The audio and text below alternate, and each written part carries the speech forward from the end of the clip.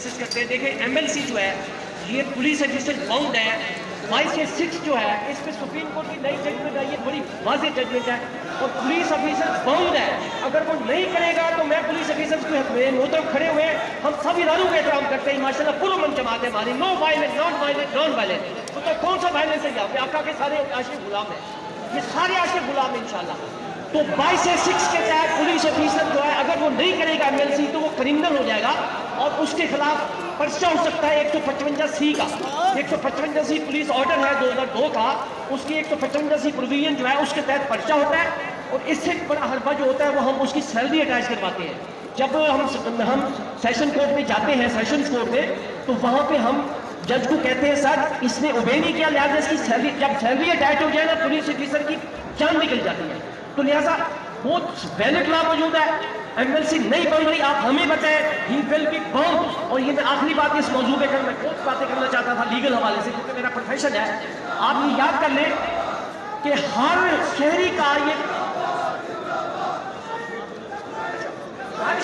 یہ حق ہے.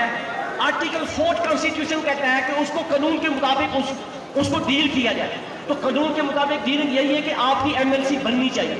اور اس کے بعد جو 4 کے بعد 5واں آرٹیکل ہے کانسٹیٹیوشن کا, سب سے بڑا ہمارا میگنا کارٹا لا ہے, قرآن حدیث کے بعد ہمارا کانسٹیٹیوشن ہوتا ہے.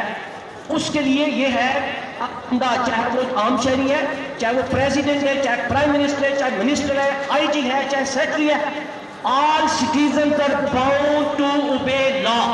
یہ آرٹیکل 5 کہتا ہے. لہٰذا ایم ایل سی جو ہے یہ آپ کا فنڈامنٹل رائٹ بن جاتا ہے. اور 10A کہتا ہے, 10A یہ کانسٹیٹیوشن اس کے تحت ہر سٹیزن کا یہ حق ہے کہ اس کو فیئر ٹرائل ملے. اس کو کیا ملے کہ ٹرائل میں فیئرنیس ہو. جب اس کی ایم ایل سی نہیں بن رہی تو آگے ٹرائل کیسے چلے گا؟ تو لہٰذا آپ سے گزارش ہے انشاءاللہ ہم آپ کے ساتھ ہیں, اور ہم سارے اداروں کا احترام کرتے ہیں, لیکن سب سے بڑا احترام کے قابل ہمارے آقا ہے.